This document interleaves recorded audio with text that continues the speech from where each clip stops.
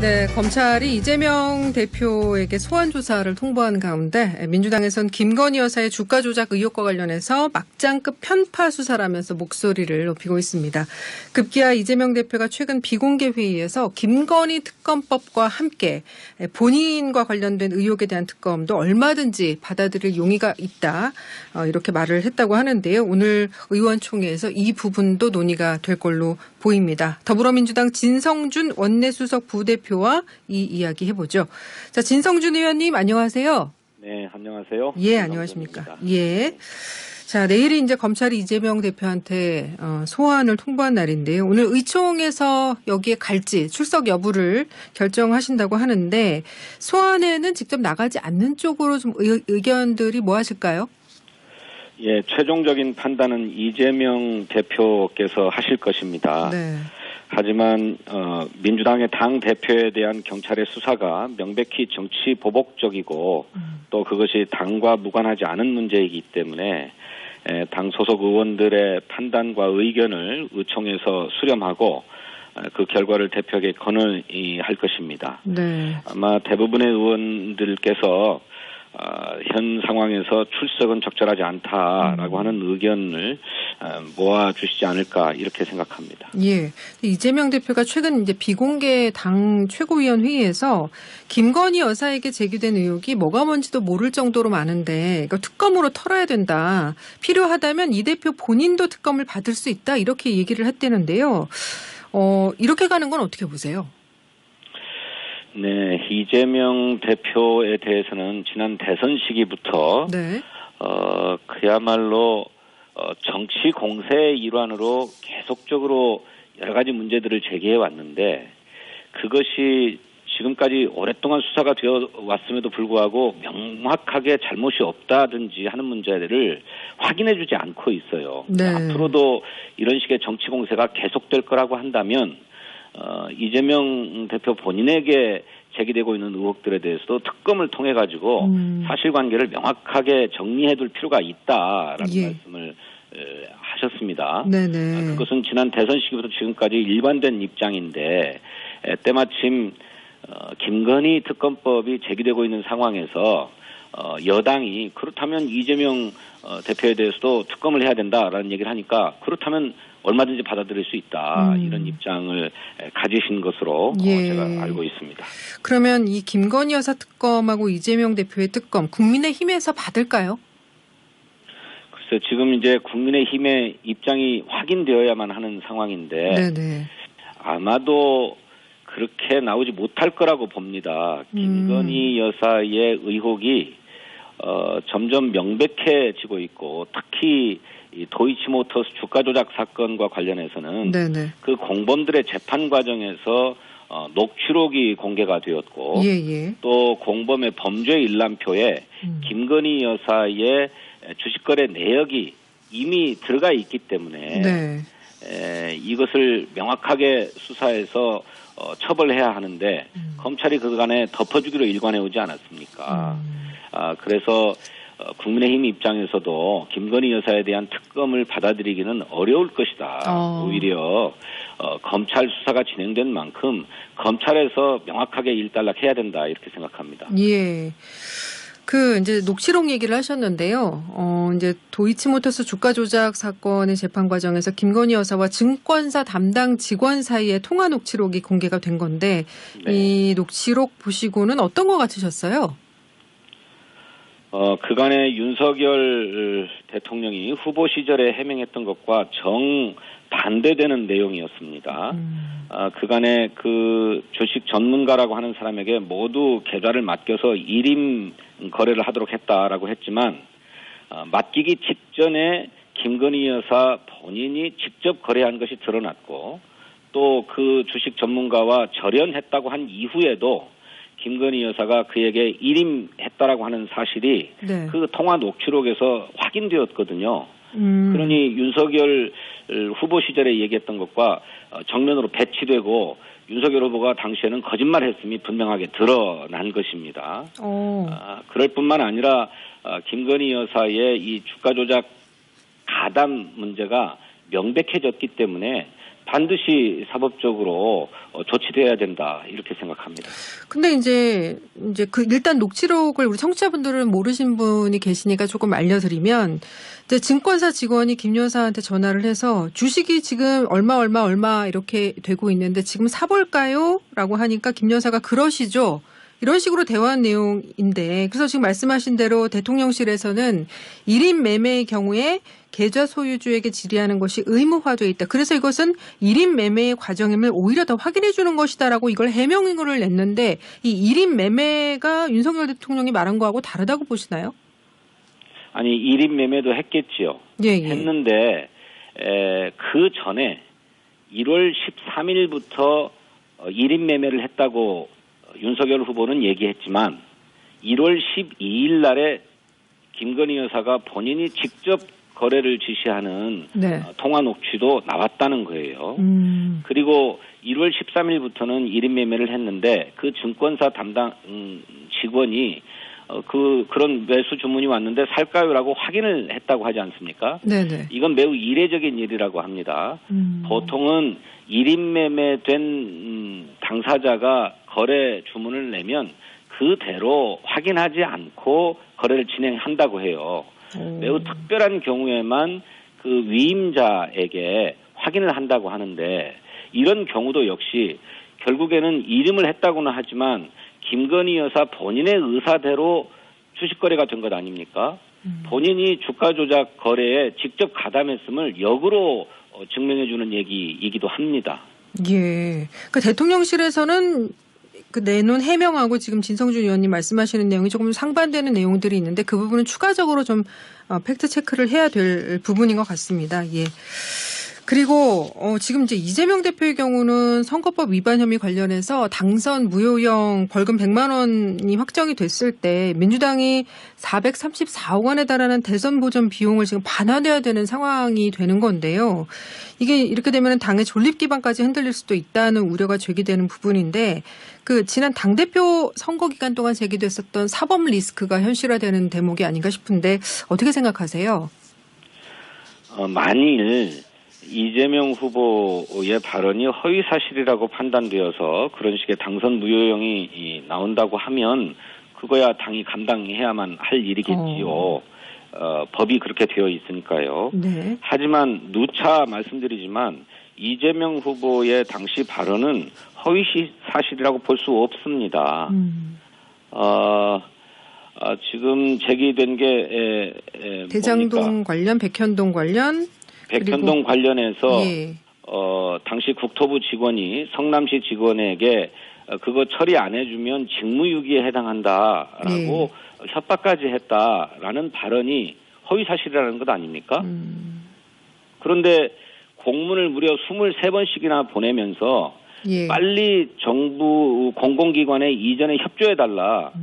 그러려면 그 백현동 땅에 대한 용도 변경을 해줘야 된다라고 하는 공문이었어요. 예. 이거 계속 독촉해왔던 거거든요. 일선의 성남시 공무원들로서는 압박감을 느낄 수밖에 없는 거죠. 예. 그것을 성남시장이 협박이라고 표현했다고 해서 그게 허위사실이다? 저는 말이 안 되는 얘기라고 생각하고요. 대장동과 관련해서도 마찬가지입니다. 그런 얘기들이 허위사실이라고 볼 수 없는 것을 무슨 죄가 되는 것이냐.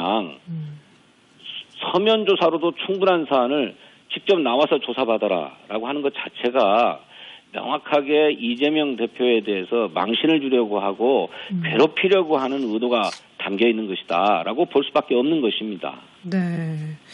그런데 이제 국민의힘 권성동 원내대표가 검찰 소환 통보가 알려지기 직전에 변호사비 20억 대납 의혹 관련해서 쌍방울 그룹하고 이재명 대표가 검은 커넥션이다라고 했는데 이건 어떻게 보셨어요?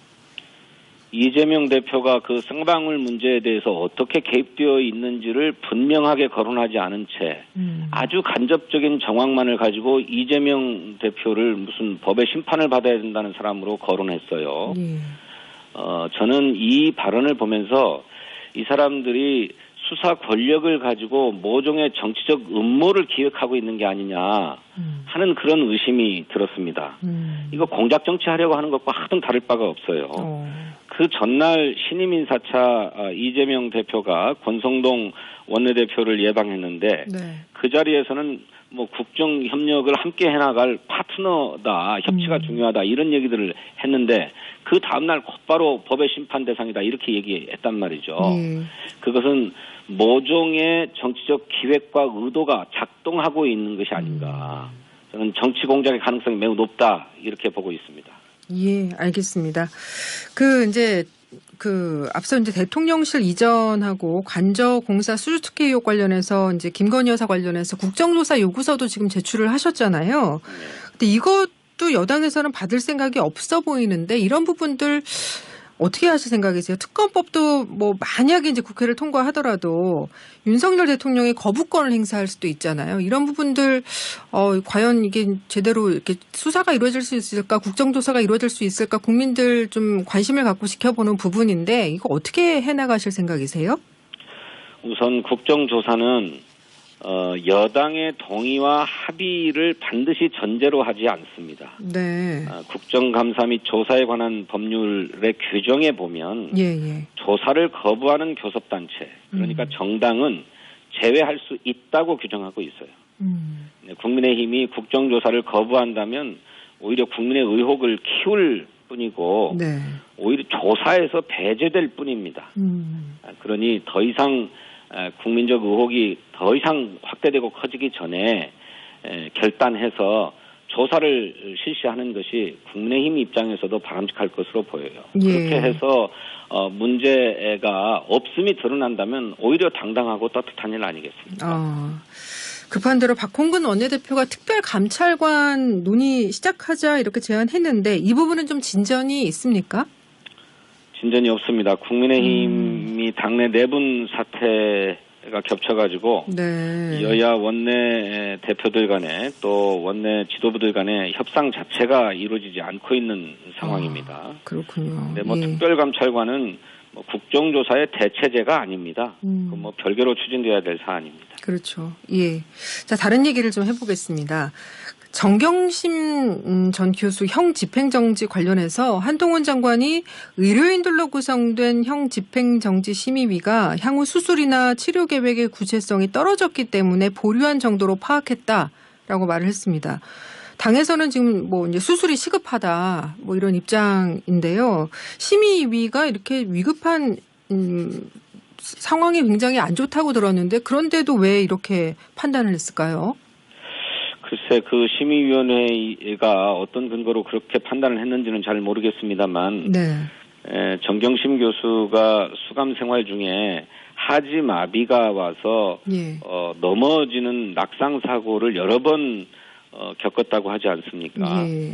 그리고 고민정 의원이 공개한 정경심 교수의 진단서를 보면 요추관 협착과 대퇴 근육의 위축으로 발을 이렇게 끌고 있다.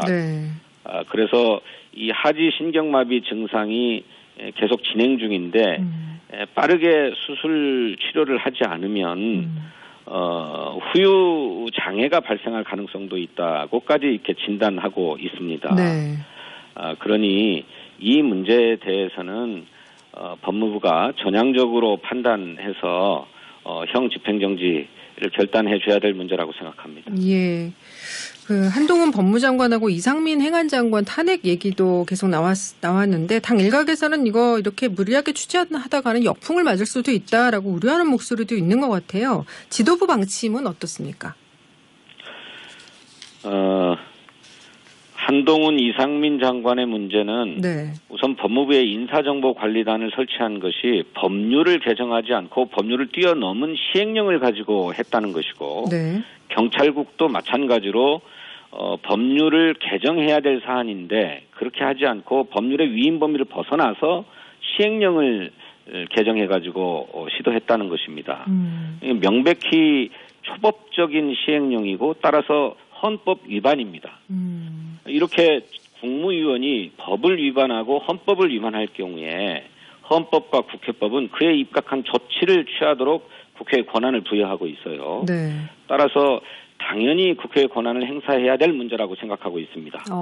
이 때문에 무슨 역풍이 있지 않겠느냐 이런 우려가 일각에 있는 것은 사실입니다만 네네. 무슨 역풍이 있겠는가 이렇게 보고요.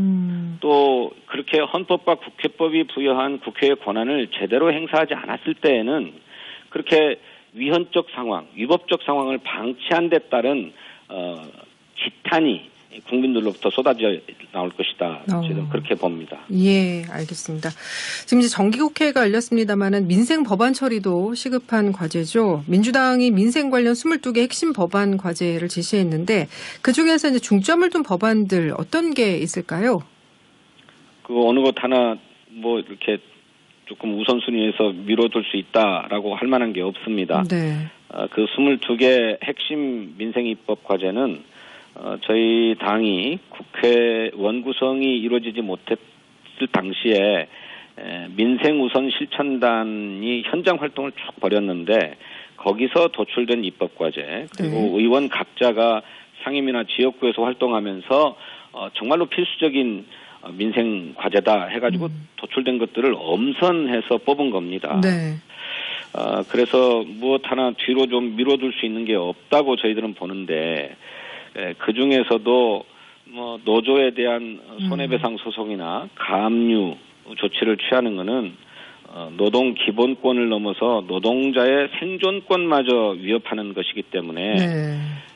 이른바 노란 봉투법이라고 노란 알려져 봉투법. 있는 손배소 가압류 제한 입법이 아주 시급하다고 보고요. 예. 또 중소기업들이 원가가 크게 상승했음에도 불구하고 제값을 받지 못해가지고 적자 운영, 출혈 수주를 할 수밖에 없는 이런 상황을 개선하기 위한 납품 단가 연동제 이런 게 매우 시급하다 이렇게 생각하고 있습니다. 네, 근데 일명 그 노란봉투법은 이제 말씀하신 대로 노동조합의 쟁의 행위에 대한 기업의 손해배상 청구를 제한하는 내용 포함하는 노동조합법 개정안인데 여기에 대해서 여당이 이제 파업을 하게 되면 기업 측이 심각한 타격을 입게 되는데 이거 기업 2번 죽이는 방향이다라고 반대하던데요. 원래 파업은 노동자가 자기의 기본권을 보장받기 위해서 생산 활동에 지장을 주는 행위를 얘기하는 겁니다. 그러니까 파업이 발생하지 않도록 노동자의 기본권을 보장하는 일들을 평상시에 해야만 하는 거죠. 그런데 그렇게 하지 않으니까 최후의 선택으로 파업이라고 하는 수단을 선택하는 것 아닙니까? 네. 전 세계적으로 그런 노동조합의 파업에 대해서 손해배상 소송을 제기하도록 허용하는 나라가 거의 없습니다. 또 설령 있다고 해도 아주 상징적인 어떤 금액을 법에 규정하고 있을 뿐이에요. 네. 이른바 글로벌 스탠다드에 비춰봐도 우리의 손배소는 매우 비정상적이고 기형적이죠. 노동자의 생존을 위협하고 이 때문에 시달리다가 스스로 목숨을 끊은 노동자가 지금까지 많이 있었습니다. 이제 이런 후진적인 상황만큼은 개선돼야 된다. 이제 저희들 판단입니다. 예, 지금 30초 정도 남았는데요. 그 1주택자 종부세 완화안에 대해서는 7일 본회의에서 합의 처리가 가능할까요? 7일 본회의까지는 어려울 것으로 보고요. 이 문제는 기획재정위원회에서 논의하기로 했습니다. 이 문제를 좀 정밀하게 심사해야 하는데 그러자면 기획재정위원회 산하에 조세 소위원회가 구성돼야 됩니다만 이 문제가 아직 여야 간에 합의가 되고 있지 못해요. 조세 소위 구성이 급선무라고 생각합니다. 알겠습니다. 좀 기다려보겠습니다. 여기까지 말씀 듣겠습니다. 고맙습니다. 감사합니다. 더불어민주당 진성준 원내수석 부대표와 말씀 나눴습니다.